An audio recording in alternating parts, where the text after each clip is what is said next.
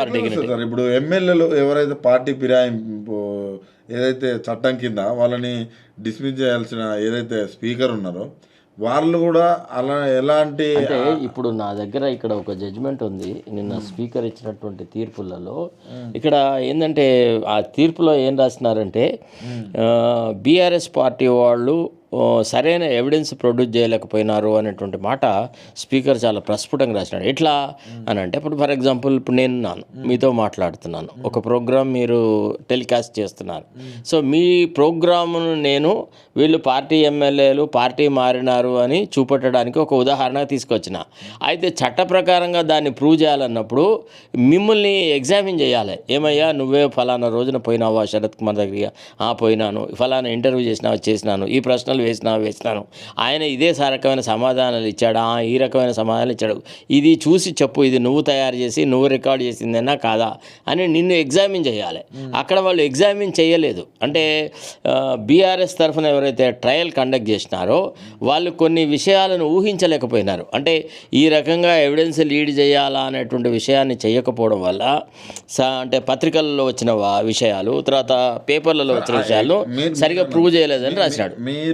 Okay మీరు అన్న words okay, కానీ అక్కడ వాళ్ళు స్వయంగా ఎవరైతే చేరిర్రో వాళ్ళే అబద్ధాలు. అంటే మేము ఇంకా బీఆర్ఎస్లోనే ఉన్నాం, బీఆర్ఎస్కి మా సొంత నిధులు పోతున్నాయి, ఫండ్స్ పోతున్నాయి, ఇంకా మేము ఎక్కడ కూడా పార్టీలో చేరలేదు, ఏదో మాకు కావాల్సిన నిధుల కోసమైనా మా చూడండి అలాంటప్పుడు మనం ఏం చేయాలి? ఒక విషయము ఎవిడెన్స్ లాలో ఒక ప్రిన్సిపల్ ఉంటుంది, what is admitted need not be proved అని.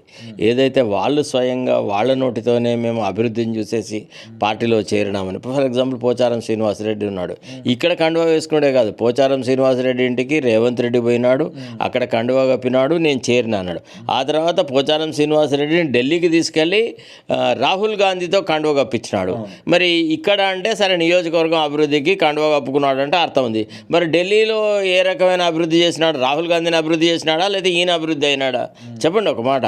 అంటే ఇంత క్లియర్గా దృష్టాంతాలు ఉన్నప్పటికి కూడా అంటే ఒకటేంటంటే